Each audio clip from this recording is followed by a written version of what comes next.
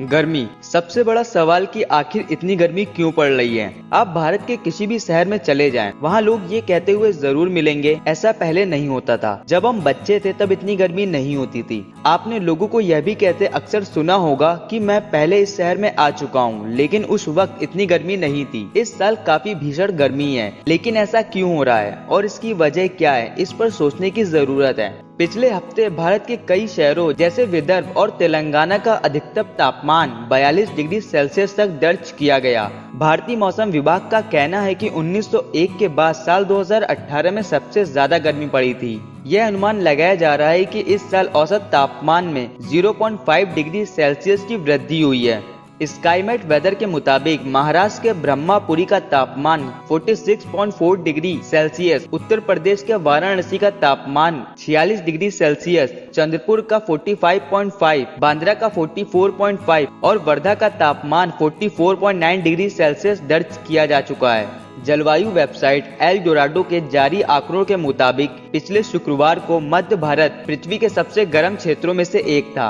Website के मुताबिक मध्य भारत के कुछ शहरों को दुनिया के 15 सबसे गर्म शहरों में शामिल किया गया है। अगर इस भयंकर गर्मी की बात की जाए तो हमें ग्लोबल वार्मिंग केवल नजर आती है, लेकिन अगर ध्यान दिया जाए तो भारतीय शहरों का स्वरूप पिछले कुछ दशकों में काफी बदला है। यहाँ की हरियाली में दिनों दिन कमी आ रही है, धड़ल्ले से पेड़ काटे जा रहे हैं, इमारतों की संख्या बढ़ रही है, घरों में एसी का इस्तेमाल बढ़ रहा है, पक्की सड़क का विस्तार तेजी से हो रहा है और यही वजह है कि तापमान भी उसी रफ्तार से बढ़ रहा है। ऐसे में शहरों को अब अर्बन हीट आइलैंड या फिर हीट आइलैंड कहा जाने लगा है। अगर हवा की गति कम है तो शहरों को अर्बन हीट आइलैंड बनते आसानी से देखा जा सकता है। शहरों में जितनी ज्यादा जनसंख्या होगी, हीट आइलैंड बनने की गुंजाइश उतनी ही ज्यादा होगी। इसलिए जब भी हम शहरों की सीमा पार करते हैं तो हमें राहत महसूस होती है। सावित्रीबाई फुले पुणे विश्वविद्यालय में भूगोल के प्रोफेसर डॉक्टर अमित गोडे कहते हैं कि शहरों में बढ़ते निर्माण कार्यों और उसके बदलते स्वरूप के चलते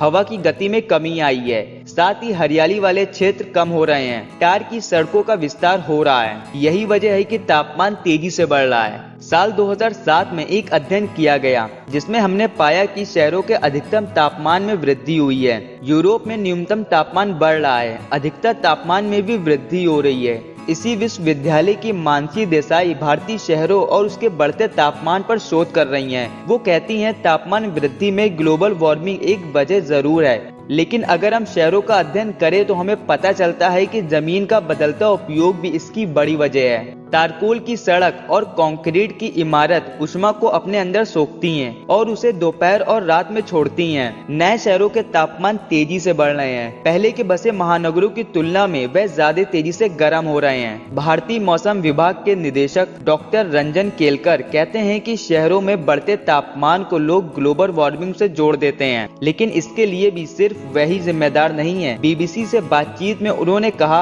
1893 में भी तापमान अपने रिकॉर्ड स्तर पर पहुंचा था। हमें यह भी दावा करने वाली खबरें मिलती हैं कि तापमान ने पिछले 100 सालों में रिकॉर्ड तोड़ दिया। यदि 100 साल पहले भी ऐसा हुआ है तो जाहिर सी बात है तापमान 100 साल पहले भी उतना ही बड़ा होगा। इसलिए ऐसी हर घटना को ग्लोबल वार्मिंग से जोड़ना सही नहीं है। वो कहते हैं कि तापमान को देखने से पहले हमें हवा के रुख को देखना चाहिए। अगर हवा राजस्थान की ओर से आ रही है तो जाहिर सी बात है कि वे ज्यादा गर्म होगी। अगर तूफान की दिशा बदल जाती है तो शहरों का तापमान भी बदल जाता है। जैसे कि इन दिनों फड़ी चक्रवात की वजह से उत्तर और मध्य भारत के शहरों का तापमान बदला है। कई जगहों पर इसकी वजह से बारिश भी हुई है। डॉक्टर केलकर एक उदाहरण से समझाते हैं कि मुंबई और पुणे के बीच कई शहर बस गए हैं जहां लंबी लंबी इमारतें खड़ी हो गई हैं। पहले समुद्री हवा बिना रोक टोक के मुंबई से पुणे पहुंच जाती थी, लेकिन अब उनकी दिशा बदल गई है। वो कहते हैं 50 साल पहले पुणे में हम लोगों को पंखे की जरूरत नहीं होती थी, लेकिन अब हवाओं का रुख बदला है, जिसकी वजह से शहर दिनों दिन गर्म होता जा रहा है। ग्लोबल वार्मिंग इस भयंकर गर्मी के लिए जिम्मेदार है ही, लेकिन इस तरह तेजी से शहरों का निर्माण, पेड़ को काटना,